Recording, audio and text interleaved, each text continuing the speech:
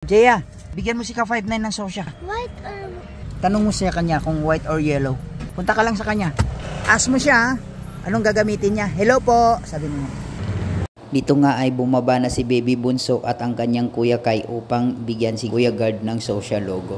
Sa puntong ito ay tinanong na ni Baby Jaya kung ano bang kulay ang ginagamit ni Kuya, yellow ba or white.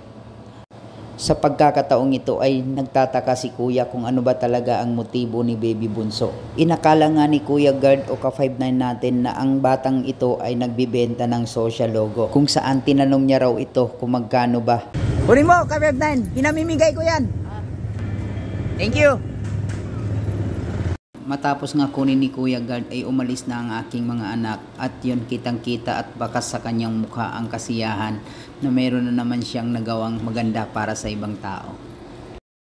Sa puntong ito ay bumaba rin ako at nilapitan si Kuya Guard kung saan saglit kami nag-usap.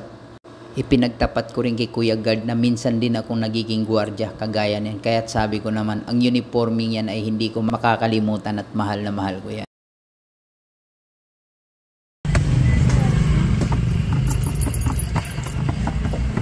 Okay, anong pagbigay mo kay Kuya Guard, anong sabi niya sa'yo? Ang sabi na kay Sir. Hindi nga, ikaw nga yun nagbigay.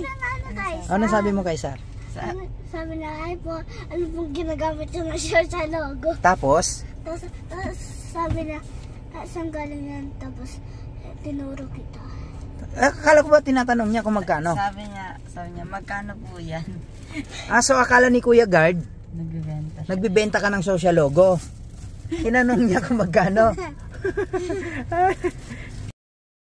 Isang napapansin ko dito kay Kuya Guard sa tuwing kami ay pumupunta rito upang mamili, ay talagang napakasipag at the same time hindi ko siya nakitang nakaupo. Never pa akong pumunta rito na hindi niya ako binati, maging ang aking mga kasamahan na nakakasabay ko. Makikita mong ginagawa niya at isinasakatuparan niya ng buong katapatan ang kanyang tungkulin bilang isang security guard at mapanatili ang kaayusan ng kanyang nasasakupan. Kaya para sa iyo, Kuya Guard, Ka59, saludo po ako sa iyo.